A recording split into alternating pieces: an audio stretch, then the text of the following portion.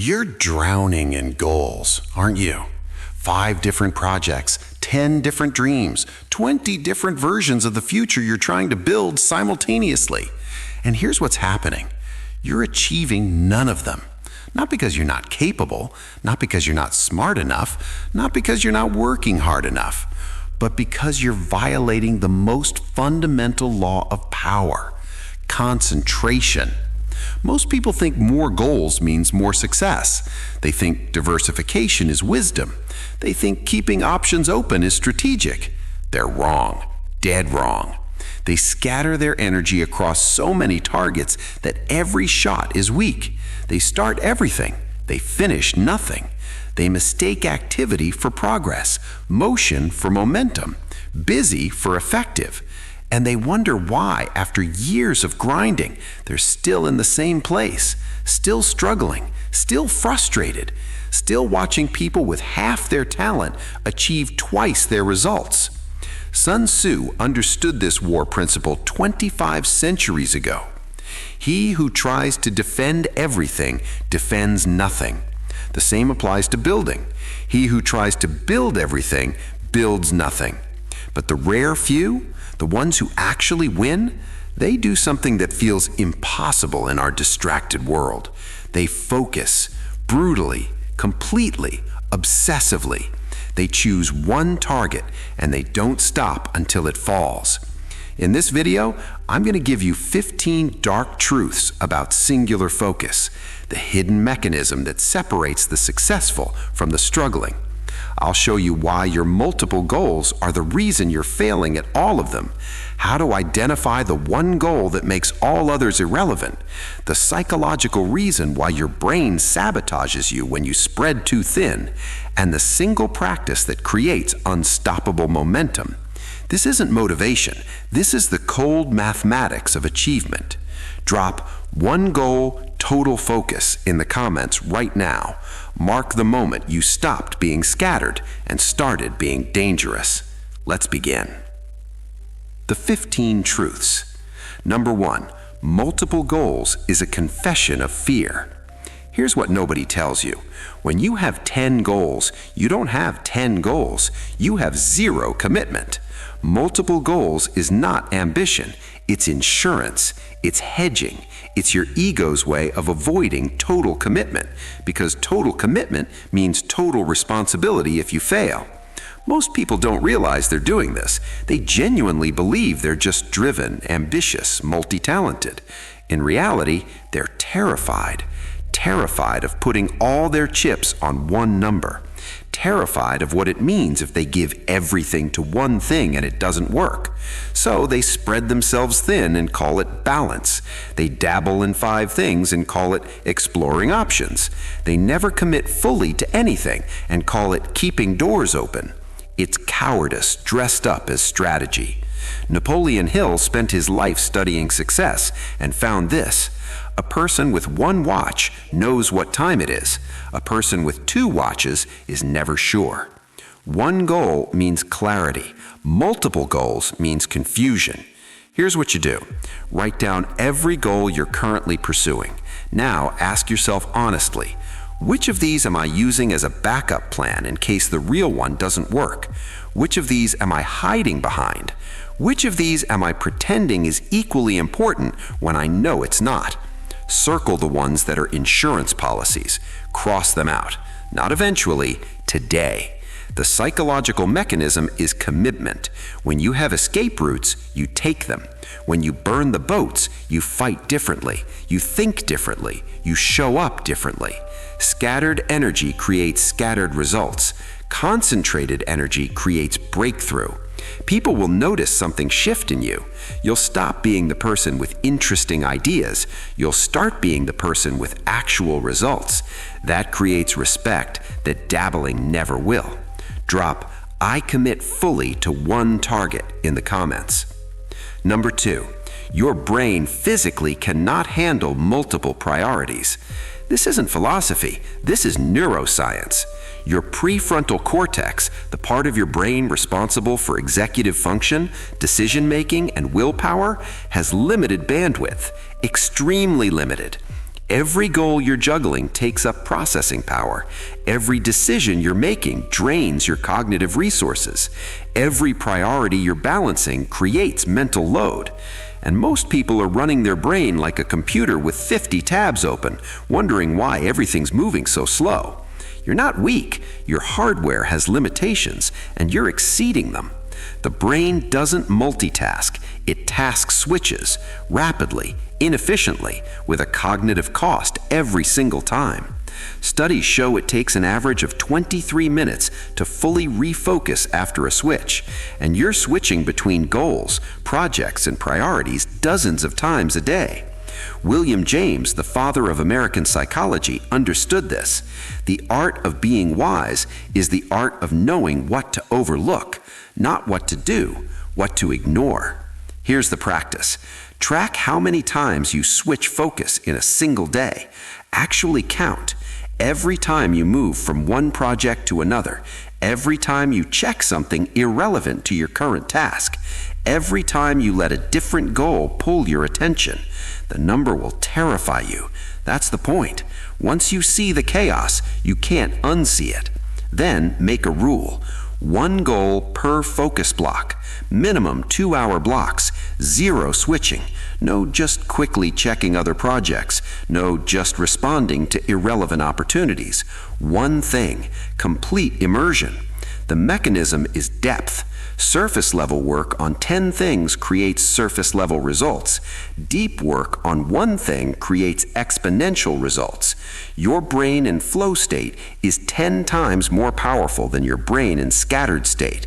People will start calling your work exceptional, not because you got more talented overnight, because you finally gave your talent room to breathe. Drop "I commit fully to one target" in the comments. Number 3. Every additional goal multiplies your failure points. Think about this mathematically. One goal has 1 point of failure.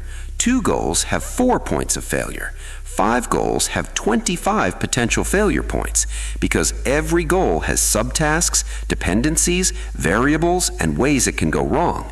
And every additional goal doesn't just add to your workload, it multiplies your complexity.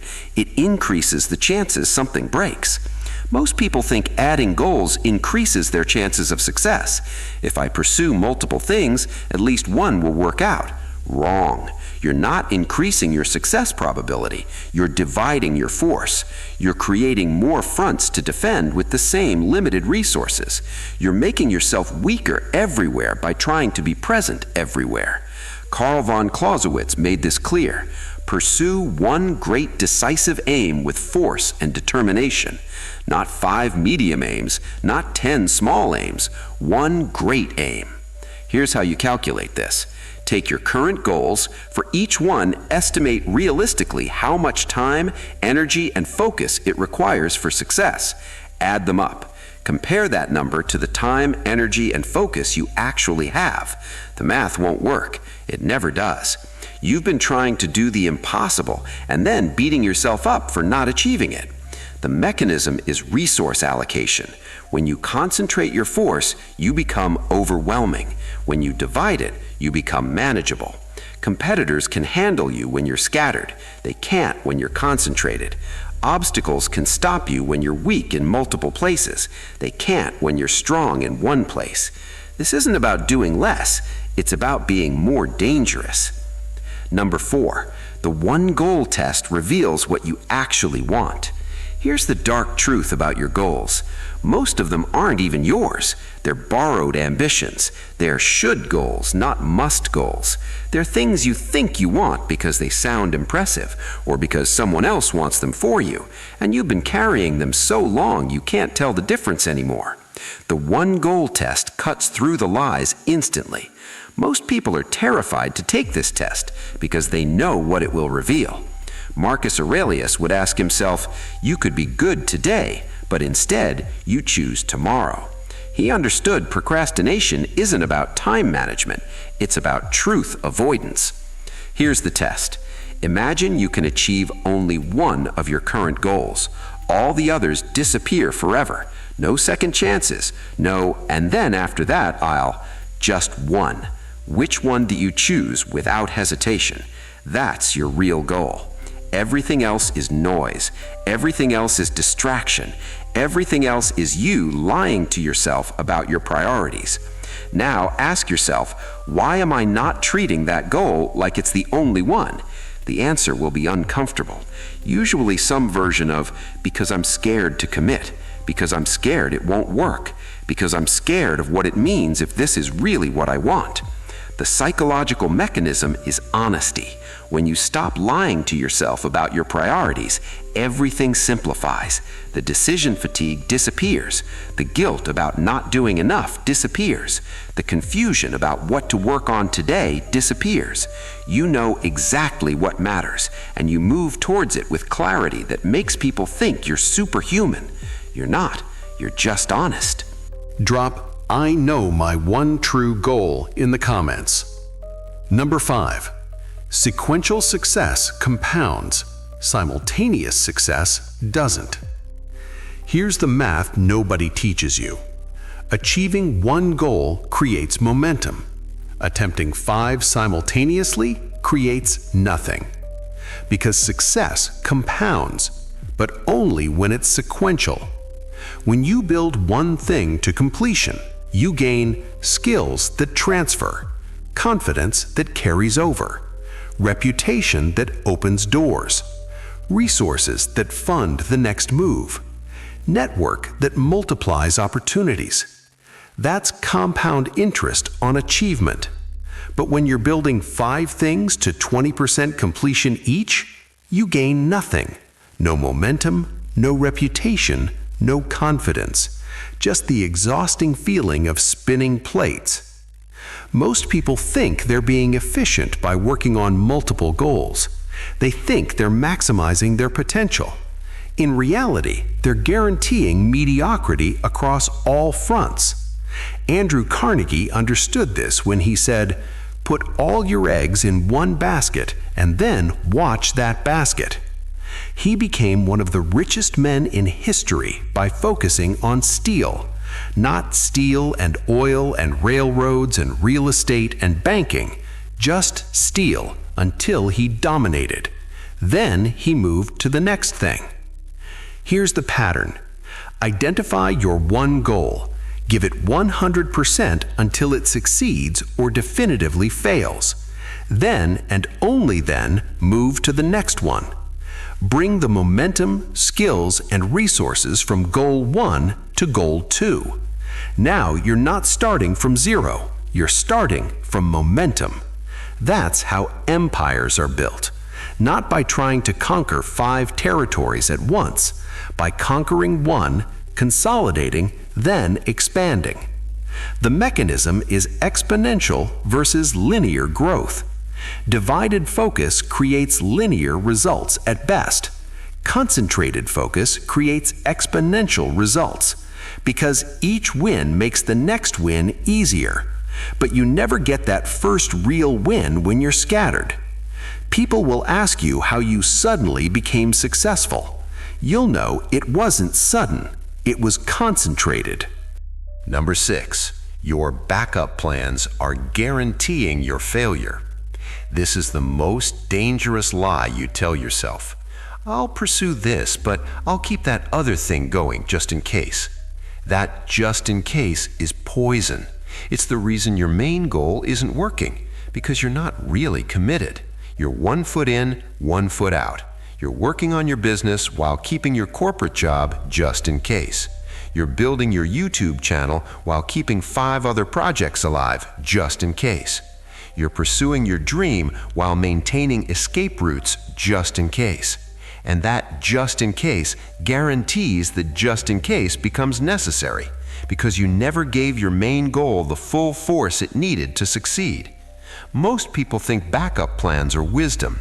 They think it's responsible. They think it's mature. It's not. It's fear masquerading as pragmatism. Hernán Cortés understood this in 1519. He burned his ships when he reached Mexico. No retreat, no backup plan, no just in case. Win or die. He won. Not because burning ships is always smart, but because total commitment changes how you fight. Here's what you do. Identify your backup plans, the safety nets you're maintaining, the escape routes you're keeping open. Then ask yourself honestly, is this backup plan preventing me from committing fully to my main goal? If the answer is yes, you have a choice. Keep the backup plan and accept mediocre results on your main goal, or eliminate the backup plan and give yourself no option but to make the main goal work. Most people won't do this. They'll keep both and wonder why neither works. The mechanism is resource commitment. When you have a safety net, you take half measures. When there's no safety net, you take full measures. Half measures create half results. Full measures create breakthrough. People will think you're crazy for cutting off your options. They're not wrong, but that's exactly why you'll win and they won't. Number 7. Focus reveals who your real enemies are. Here's what happens when you commit to one goal. People get uncomfortable. Your friends who are scattered will feel judged by your focus. Your family who values security will fear your risk-taking. Your colleagues who are coasting will resent your intensity. They won't say it directly. They'll say things like, "Don't put all your eggs in one basket. What if it doesn't work out? You're being obsessive. You need balance."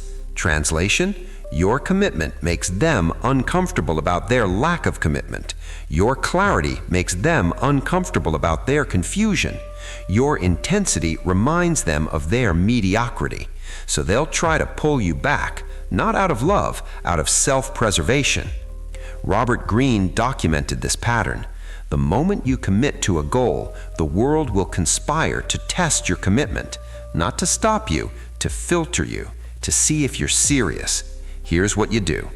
When you announce your one goal, watch the reactions. The people who immediately support it without a "but what about" are your allies. The people who immediately question it or suggest alternatives are your enemies. Not evil enemies, just people whose comfort requires your stagnation. Distance yourself from the second group, immediately, ruthlessly, not with drama, just with action. Stop asking for their input. Stop updating them on your progress. Stop giving them access to your plans. The psychological mechanism is environmental protection. Your environment will either support your focus or destroy it. There's no middle ground. When you protect your focus from people who threaten it, your progress accelerates. When you let doubters have access to your mind, they plant seeds that grow into self-sabotage. People will notice you've become more selective, more protective of your time and energy. They'll call it antisocial. Let them. You're not here to maintain comfortable relationships. You're here to build something that matters. Drop "I protect my focus ruthlessly" in the comments. Number 8. Every yes to distraction is a no to your goal. You think you're being open to opportunities. You think you're being flexible. You think you're being smart by keeping options available. In reality, every time you say yes to something that's not your one goal, you're saying no to your one goal. Most people don't see this. They think they can squeeze in just this one thing. They think they can help with just this one project. They think they can attend just this one meeting. But there is no just. Every yes to something off track is time, energy, and focus that could have gone to your goal. And those resources don't come back. Time is the most non-renewable resource you have. You spend it on distractions thinking you'll make it up later. You won't. Later never comes. Steve Jobs understood this better than most. People think focus means saying yes to the thing you've got to focus on, but that's not what it means at all. It means saying no to the 100 other good ideas. Not bad ideas, good ideas. Ideas that sound appealing, ideas that seem valuable, ideas that other people will judge you for refusing. Here's the practice. For the next 30 days, every time someone asks for your time, help, attention, or energy, ask yourself one question before responding. Does this directly move my one goal forward? If the answer is no, the answer is no. No matter how good the opportunity sounds, no matter who's asking, no matter what they'll think of you. you'll be shocked how much of your day is currently consumed by things that have nothing to do with what you claim is your priority. The mechanism is subtraction. Success isn't about adding more, it's about removing everything that's not essential. When you subtract ruthlessly, what remains has room to grow. Your one goal finally gets the oxygen it needs, and people will see results they can't explain because they can't see what you're not doing. They only see what you are doing, and what you are doing is finally getting the full force of your capability. Drop one goal, zero debate in the comments. Number 9, singular focus creates unreasonable mastery. Here's what happens when you focus on one thing for an extended period. You become unreasonably good at it. Not good, not great, unreasonable, to the point where people think you have unfair advantages, natural talent, insider knowledge, special connections. You don't. You just gave one thing the time everyone else spreads across 10 things. Most people dabble. They're decent at many things, exceptional at none. They think being well-rounded is valuable. It's not. The market doesn't reward well-rounded. It rewards exceptional. Malcolm Gladwell popularized the 10,000-hour rule. 10,000 hours of deliberate practice to achieve mastery. But here's what people miss. If you spread those 10,000 hours across 10 skills, you have 1,000 hours in each. You're competent in all, master of none. But if you put all 10,000 hours into one skill, you're in the top 1% of that skill globally. That's what creates career security. That's what creates premium pricing. That's what creates opportunities you don't have to chase. Here's the calculation. Take your one goal. Calculate how many hours per week you're currently giving it. Now calculate how many hours you're giving to everything else. The ratio reveals why you're not progressing.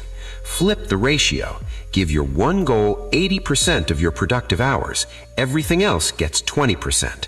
Within 6 months, your skill level will transform.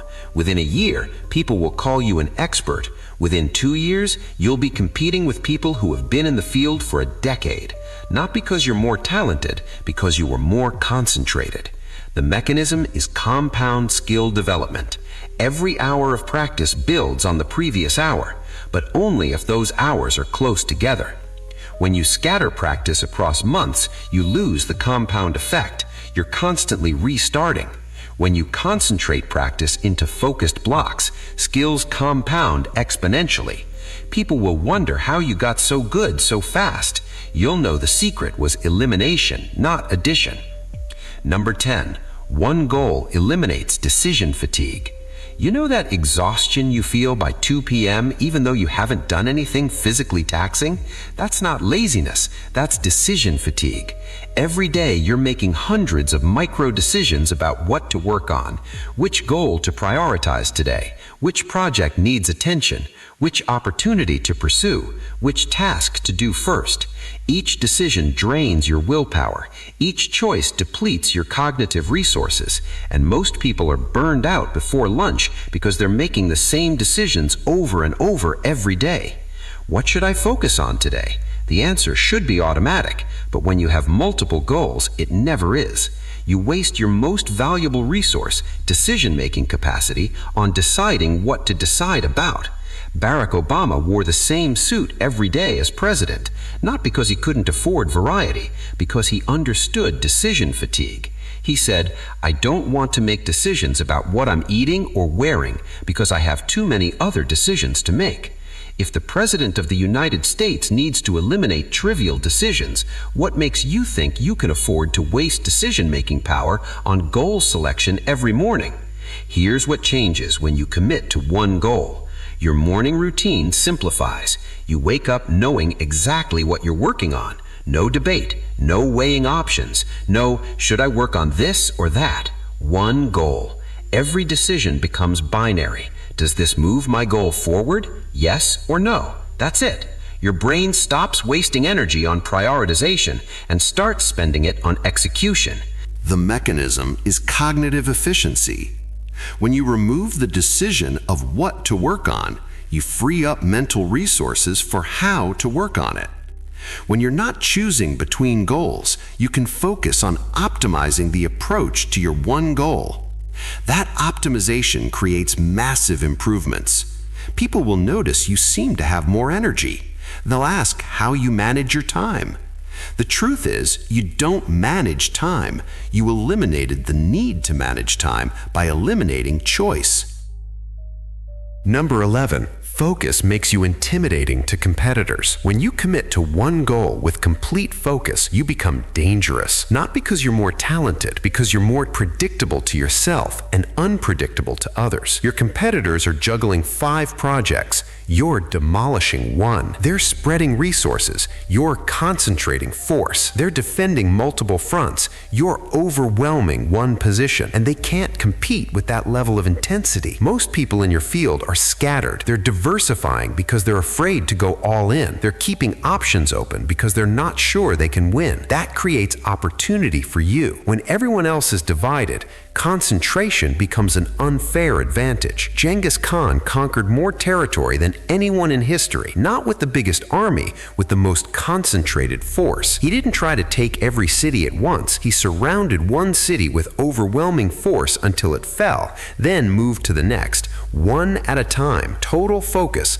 total domination. Here's what happens in your market when you focus. While competitors are launching multiple average products, you launch one exceptional product. While they're building presence on 5 platforms poorly, you dominate one platform completely. While they're networking everywhere shallowly, you build deep relationships in one niche. The result? They know your name. They know what you stand for. They know you're coming for the top position, and they can't stop you because they're too scattered to mount a real defense. The psychological mechanism is perceived threat level. Someone juggling multiple projects is not threatening. Someone obsessed with one target is terrifying because obsession is rare, and rare intensity breaks through where distributed effort fails. Your competitors will start reacting to you instead of you reacting to them. That's when you know you've won. Number 12. One goal reveals your real work ethic. Here's an uncomfortable truth. You don't actually know how hard you can work because you've never given your full work capacity to one thing. You've been spreading it across 5 things, working hard on each one, sure, but never experiencing what you're actually capable of when everything is aligned in one direction. Most people mistake busy for productive. They work 60-hour weeks and feel accomplished, but they're working 10 hours on 6 different things. That's not hard work.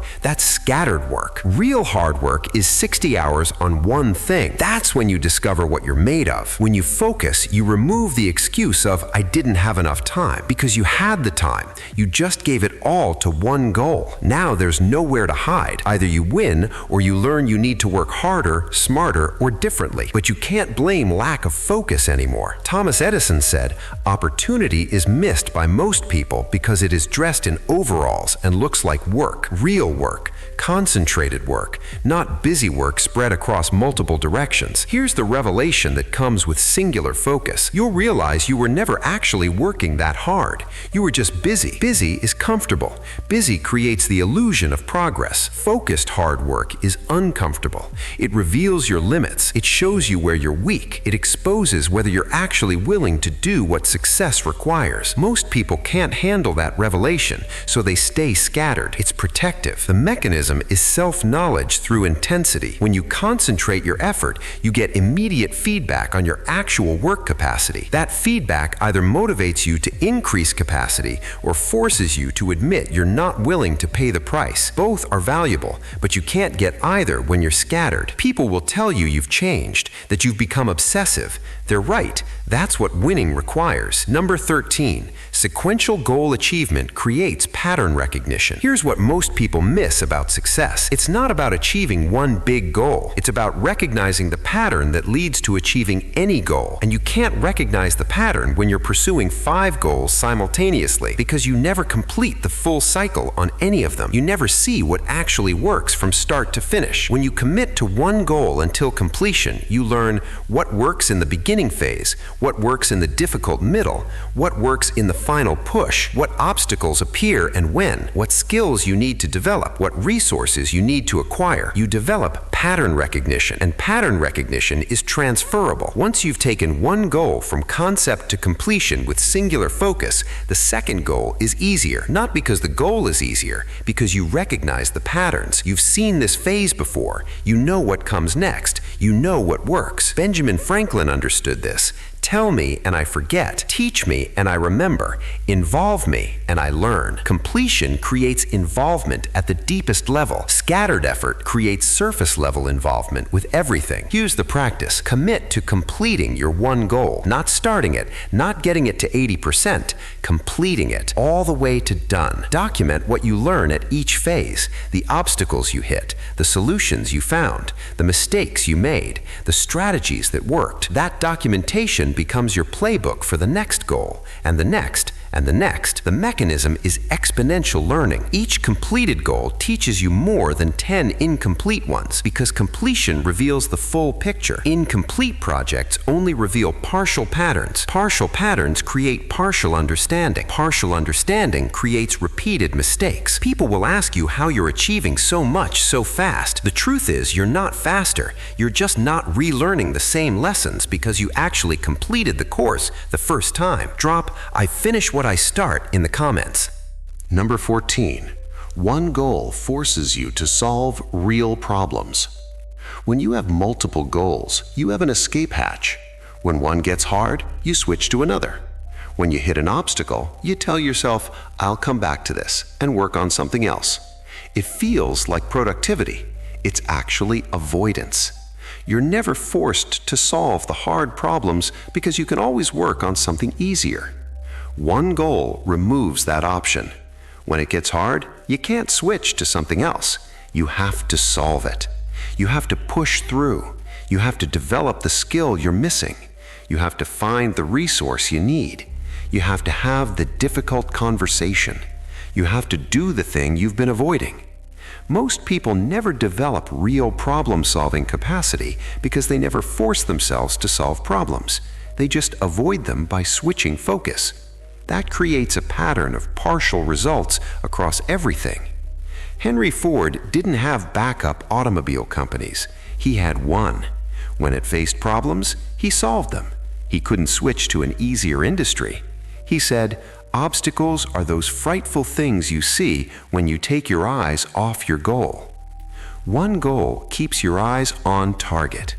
Every obstacle must be dealt with, not avoided, not postponed, dealt with. Here's what happens. You become a problem solver instead of a problem avoider. You develop resourcefulness. You build resilience. You learn to find solutions instead of excuses. And these skills compound. Each problem you solve makes you better at solving the next one, but only if you're forced to solve them. The mechanism is necessity breeding innovation. When you have options, you don't innovate, you switch. When you have one option, you innovate. You find a way. That's how you develop the kind of problem-solving capacity that makes you valuable in any arena. People will start coming to you when they have difficult problems because they've watched you solve yours instead of avoiding them. Number 15. One goal at a time is how empires are built. Look at every empire in history, every dominant company, every legendary individual. They didn't build 5 things simultaneously. They built one thing. Then they built the next thing. Then the next. Amazon started with books, just books. Not books and electronics and cloud services and streaming and groceries, just books. Once they dominated books, they expanded. Apple nearly died trying to do too much. Steve Jobs came back and cut the product line from 350 products to 10, then focused on making those 10 exceptional. Once they dominated, they expanded. One product at a time, one market at a time. That's the pattern, always the pattern. Your career is no different. You don't build an empire by trying to conquer 5 territories at once. You build it by dominating one territory completely, then expanding from a position of strength. Henry Ford wrote, "Competition is for losers." When you focus on one thing, you can dominate it so thoroughly that you don't have competition. When you spread across 5 things, you have competition in all 5.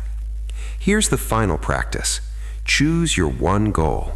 Give it everything until it's achieved or definitively fails. If it succeeds, use the momentum, resources, and reputation to tackle the next goal from a position of strength. If it fails, you learn exactly why without the confusion of multiple variables. Then apply that learning to the next goal. Sequential, not simultaneous. The mechanism is compounding power. Each achievement makes the next one easier. Each resource gained applies to the next challenge. Each skill developed transfers to the next goal, but only if you complete the sequence.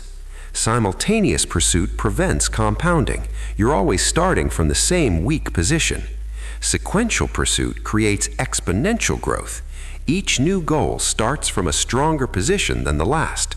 That's how you build something that lasts. That's how you create legacy. So, there they are. 15 ruthless truths about the power of singular focus. This isn't about limiting yourself. This is about unleashing yourself. This isn't about doing less. This is about accomplishing more by removing everything that prevents accomplishment. One goal at a time isn't restriction. It's weapon-grade concentration. It's the difference between a light bulb and a laser. Both use energy. One illuminates a room, one cuts through steel. The energy is the same, the focus is different. You have the energy. You've always had the energy. You've been wasting it by spreading it too thin. When you concentrate that energy on one target, you become unstoppable. Not because you're more talented, because you're more focused. And focus is the ultimate competitive advantage in a distracted world. While everyone else is scattered, you're concentrated. While they're defending 5 positions weakly, you're attacking one position overwhelmingly. While they're dabbling in everything, you're dominating one thing. That's how you win. Not by being everywhere, by being undeniable somewhere. One goal, total focus, no backup plans, no distractions, no excuses, just relentless forward movement toward one target until it falls. Then, and only then, you choose the next target. That's the pattern. That's the formula. That's how empires are built. Drop one goal until victory in the comments, not as a wish, as a commitment to yourself, to your future, to the version of you that refuses to be scattered anymore. The world doesn't reward people with many interests. It rewards people with one obsession. Now go, choose your target, and don't stop until you hit it. Everything else is noise.